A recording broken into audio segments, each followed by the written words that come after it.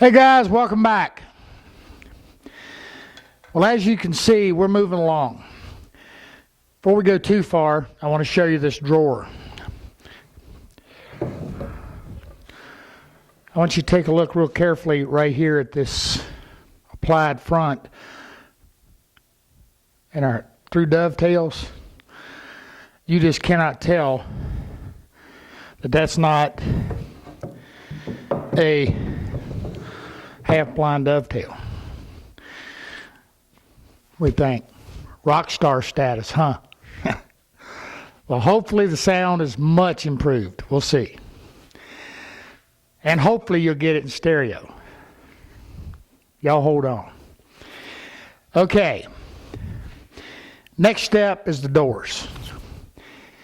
Now, I've gone ahead and actually made my doors. But I'm going to show you how we did it. I wanted something that gave me a good visual reference. Now, the first thing when we're making these, there's a couple issues. Number one is there's a question of, do you make the doors to fit tight to the opening and then come back and trim them to fit? Or do you glue up and make the doors already trimmed and fit them? My choice is to do exactly what I've done. I'll make them tight to the opening or snug, and then I can come back and trim. And in a little bit, we'll see why I like that technique.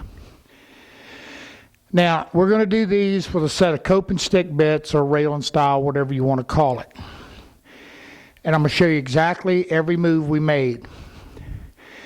One of the things we have to do, and if you remember on the storyboard, when we were working on our storyboard, one of the things, let me get the storyboard real quick. Let's look at this. I already see a mistake I wrote on here for you.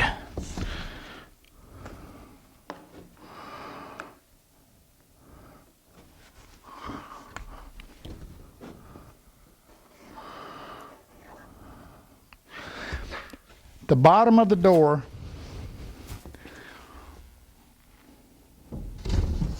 get this up here. The bottom of the door is 2 3/4. A 1-inch mullion, 1-inch mullion, and then the top we've got it listed as 2 1/4. But actually, what I worked with from this point to this point, which would be my wide point in here, when I started out, I had this at 5 inches. So my whole piece through here to cut the tenons is a full 5. That gave me room to do my design and figure out what I wanted and how I wanted it. Now, this is kind of where you have to suit yourself, if you will. What I do is I just kind of did a little reverse cut. Puts me kind of narrow up here. Now we had it listed as 2 1/4 because the initial thinking is that this point would be 2 1/4 inches from the top to the bottom of it. But when I started doing that, it didn't look good. I didn't like it because it came across here just too straight. And I've got plenty of material. I'm about 1.5 inches there, so. But we'll look at drawing that out and figuring that one out. And also making the little angle right here for our center divider. Now, to keep us all talking on the same level, because I'm going to be honest with you, I will mess this up in a heartbeat. After all these years, I still confuse a stile and a rail. So I wrote it on there. And I hope I wrote it right. And if I didn't, oh well. Just think of it in reverse. So rail runs, stile is vertical. All right. You see this isn't glued together. We're going to use this. Down here you can see I've got my material laid out for my raised panels. Now we're going to look at this. This is actually a resawn piece of 8/4. And I realize not many is going to be able to do that. So be very selective when you do that and remember that chatoyance thing. Now, the other thing I did is, as you remember, we already had the outside of the case sanded. So once I had my doors made, I went through and I sanded all the face. And right now the dye is dry, so it's kind of hard to see everything. But that chatoyance thing, we have everything working. Everything is showing up as it should. I wanted to double check and make sure I had that right before I glue this up, because then it's a little hard to do anything about. Okay, what we're going to do is now get another camera angle, and we're going to come back and see how we made the doors. All right, guys, cope and stick. Most of your first thing you got to remember when you're doing your measurements and everything is that you got to allow for your tenons. The majority of your cope and stick bits use 3/8 tenon on each end. So on your rails, you need to add 3/4 of an inch. But check your bit set. Here's a set from CMT that's 7/16. So be sure to check it. Now let's look at the cope and stick real quick. One cuts the beaded part, or whatever profile you're using, on the side and plows out the mortise. The one we're using is what's called just a roundel. It's just a rounded, kind of forms a little bead. The other one, that's the cope bit, and it cuts the mating tenon on the end. Now, you're going to have to fiddle a little bit and work with them to make sure everything fits just right. You want a nice flat surface. Now, the doors material I'm using is actually about 15/16, which is a little thick. But I also know I'm fortunate enough I have a drum sander. So I know that I can put my doors together and slide it through the drum sander and just clean and level everything up real nice. You can't do that with a planer. So it don't work. You're going to tear your doors all to pieces. So a typical rail and stile set will only cut up to 7/8. And even then, 7/8 is pushing it a little bit. So bear that in mind. Because, you know, if you're going to make your face frame heavy, then think about your rail and stiles before you get too far. So 3/4 to 7/8 is typically where the cope and stick bits work, or rail and stile cutters. They're called both. So make sure you adjust your material to that. Now, you got to set them up. And that is, you got to get your heights and all level. Now, again, I'm very fortunate. My router table, I've got 2 routers in it. So I'm going to be running the cope bit in one, the stick bit in another. You probably don't have that luxury. You probably have one router. So be careful and make sure that, you know, when you get going, set yourself up some patterns. Now, Eagle America sells, and I don't know what I did exactly with my other little mate, but they sell these setup blocks. They're not very expensive. And you can use them to set your bits. Now, what did I do to allow me to be able to cut my tenons? That's the issue, to be able to cut my tenon on that thick of wood. Well, here's what I did. Some of the manufacturers, you can actually buy a secondary cutter or another cutter, the straight cutter right here. This, and I realize you're probably not going to do this, but while we're here, I'm going to show it to you. You can usually buy one. It's the one that does the straight, doesn't have any profile to it. But what I did, I've got another profiled set. It's a different profile, but they're all identically the same size. So what I did was I just simply stole one of the cutters off of it, and I've got it over here. That's why I've got it stacked. And I wanted you to understand that's why I did that. Now, in cutting your copes or your tenons, there's a lot of different ways. Typically what I will do is I just simply use a miter gauge. Set up, let me move this table. You see that okay? I got more junk here because I got to show you. I just use a miter gauge. Okay? The other thing you can do, this is one Eagle makes.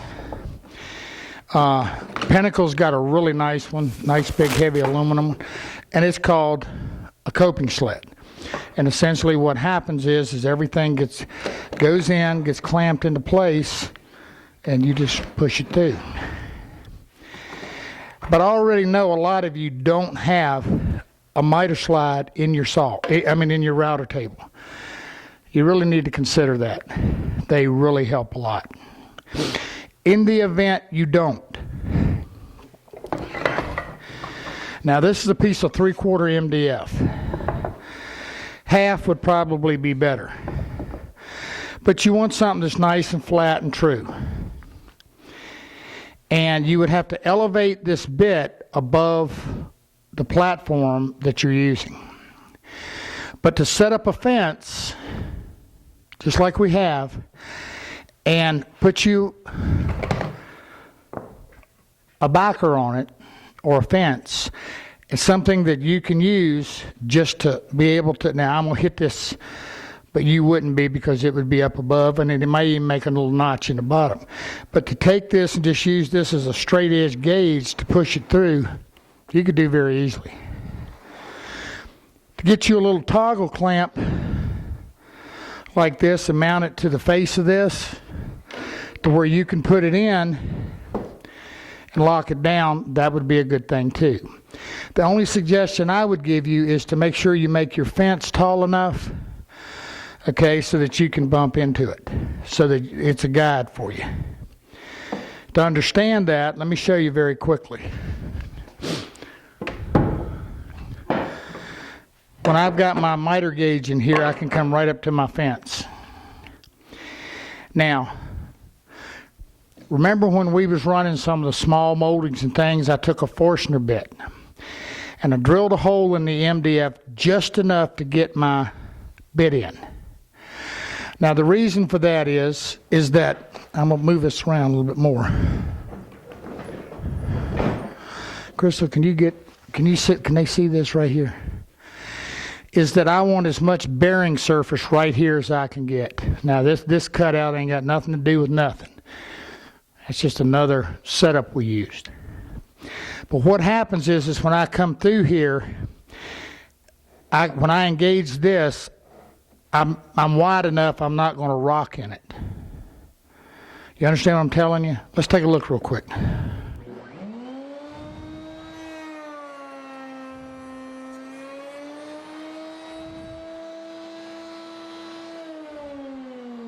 I didn't rock, I got a clean cut, and as you can see, I'm still pushing a little bit on cutting that all the way. Now, the issue is when I get into the small mullions, they're 1 inch wide, and we're going to cut them a little wider to start with, but when I get right here, I can actually slam into that bit. There's a bearing in here, right here in the center, that prevents me from being able to go all the way in. But a simple way to handle that, because it's narrow, is just a clamp, come up to your fence. Now when you're setting this up, take a straight edge. Take a straight edge and set your fence right against the bearing. Okay? Keep it so you don't have any way of scooting in or moving. But when you set this up, bring this in tight and just simply take a clamp and lock it down. It's exactly what we're going to be doing.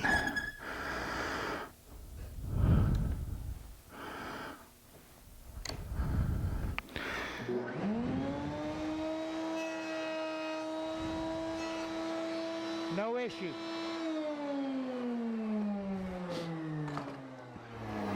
Now, you notice I've got my fence on my miter gauge all the way up. This is giving me a backer to prevent chip out. But when you're running your pieces to take something and put in behind it to give you a backer is going to keep you from getting any chip out on the backside. Now, if you got to listen carefully to this. If you're running, let's just do it. Let's don't talk about it. Let's do it. I'm going to go over here and cut me a stick real quick. Okay, here's a stick. And we've already cut our cope. My issue is that everything on, now first of all, everything runs with the face, what's going to be your premier surface, your face side down, always down. If I'm running this, the rotation of this bit coming into the area that I've already I've already ran the profile on, it's going to chip me out right here. It's going to tear this up. How do I prevent that? Very simple. What you want to do is take yourself a scrap, same thickness, and run what we'll call a stick on the cope cutter. I know that sounds nuts. Watch.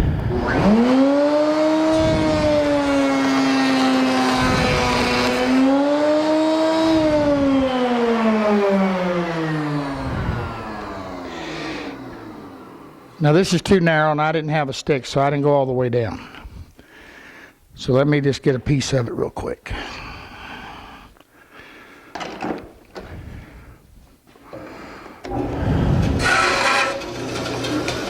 All right.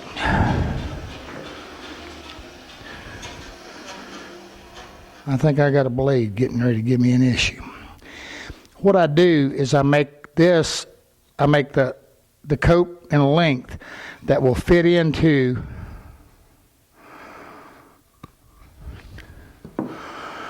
I'm a little snug on this.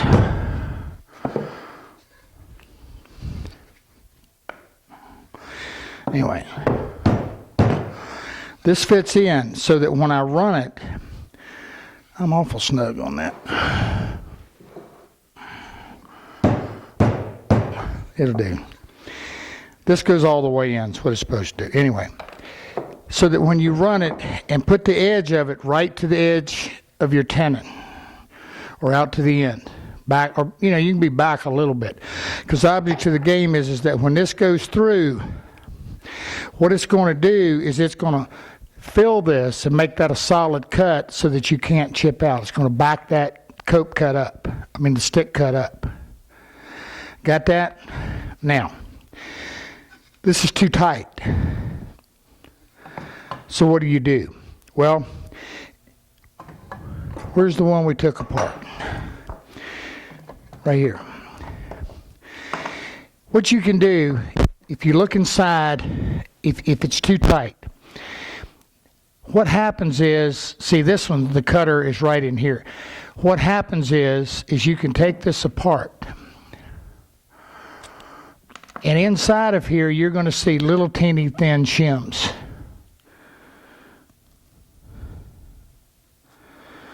See them? And you'll see some little thin washers of different thicknesses. And what you have to do is you have to shim your cutters to give you the correct tenon. Normally when you first buy them, they're usually pretty good. But if they're off a little bit, usually on the top, when you take this nut off, underneath there will be some spare shims. Yep. I don't know if Crystal can get in close enough. You can see there's two there. And you see the little teeny space between the cutter. See right here, the space between the cutter right there? That's where it's shimmed. Okay? So common sense says, you know, if I need that to be tighter, then I just need to, you know, remove a shim. If I need it to be wider, I need to add one. That's the way they work. So if you go buy a set of cutters, or if you have them sharpened, okay, be careful when you have them sharpened. I've told you many times that the best thing to do is just get you a diamond hone, take a little, you know, goof off or something, and just keep them honed. Because when you sharpen them, what they do is if you notice this carbide right here is on an angle. You see that? It's always angled back. See it here? This don't go straight across. So what they do is they grind the face of this, and what it does, it diminishes it slightly diminishes the length of the cut. And if they're not really good at it, and they just get in there and grind it, then what happens is you wind up with a set of mismatched profiles that don't work real good. If you keep them honed up, they last a long, long, long time. I definitely prefer honing. Okay. Now, here's the other issue. What I like to do is I like to cut all my copes first. Simply because of that tear out thing. Okay? So what I like to do, the first thing I did on the corner cabinet was I ran all my stiles. This is where this works well for me, but again, I got two routers. I cut all my stiles first so that I had something to fit to. Then I came back, set them in my case, got all my measurements, and then I came back and did the cope on my cross pieces, on my rails. That way I didn't have an issue with tear out. Because then when I came back and cut the other stick part, I would remove any tear out. Plus I also always leave your rails and stiles wider than what you need, so you can trim off any tear out, and we're going to go look at that just in a second. So I'm going to run a piece here that we're going to use to make the top, and some mullion pieces, and we're going to see how we did all that. All right, this is what we'll refer to as my stick bit. That's what's going to cut this rounded profile. Now when you get into this tiger maple, and a lot of times, no matter which one you get into, you're going to wind up with some tear out. Now, like I told you, we always run this face down. Don't forget that.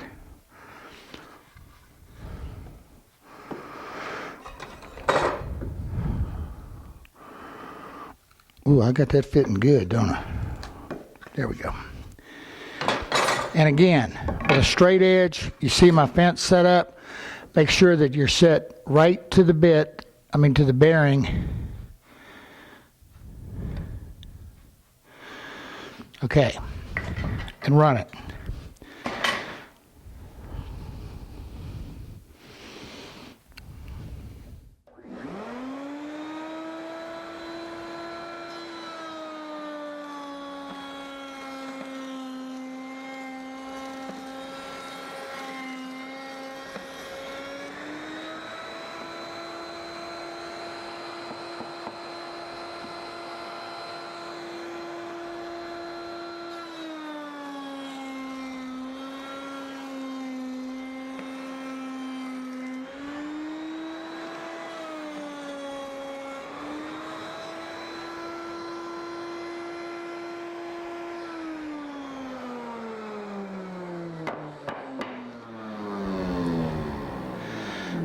Now the question comes in, do you set it up, run it a little bit, you know, to sneak up on the thing? I'll be honest, I usually hit them one shot. And I get some tear out. That's why we leave them wide. Now what I'm going to do is I'm going to go to the table saw and I'm going to skim this. Now in the case of the corner cabinet, what we did was I needed everything at 2 1/4. So I left everything, I pretty much milled everything to 2 1/2 to give me some trim room. Common sense says make sure your material for your door is straight and flat. Okay, so what I'm going to do is I'm going to take off about 1/8 of an inch. Maybe not quite.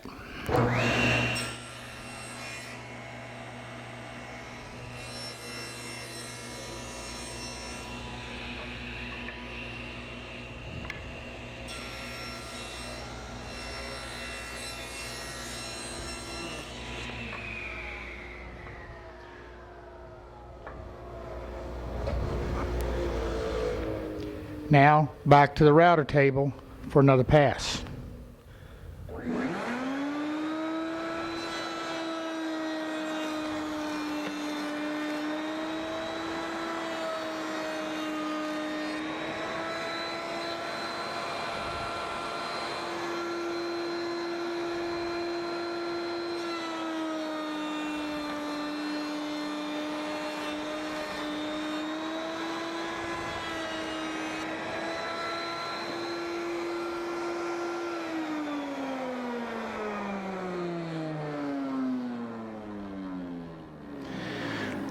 Now I'm nice and clean and smooth.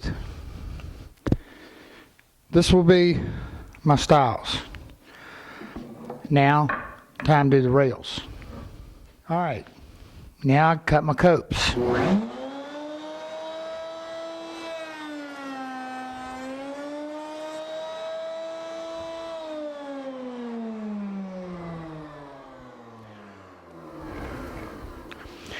Now, I've cut this to show you, both of them to show you get a lot of dirt and dust and all that going on.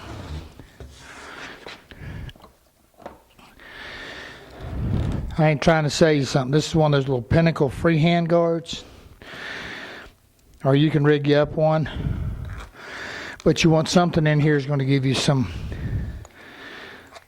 dust control, as well as shield you a little bit.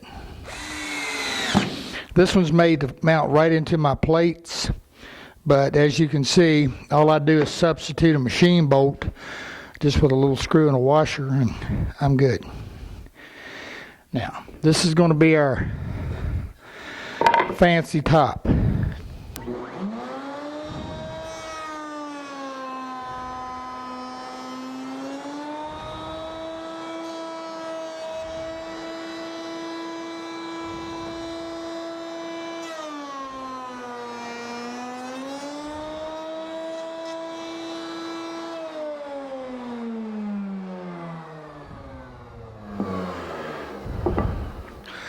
Now, it should go without, I can't even tell you these are the same thicknesses. This is just some stuff I've grabbed. No, they're not, but it's okay.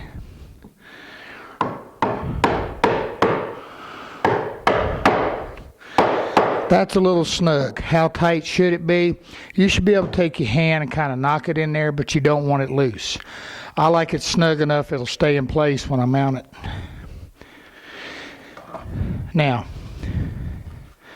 Now what we have to do, now this is where I was talking about using the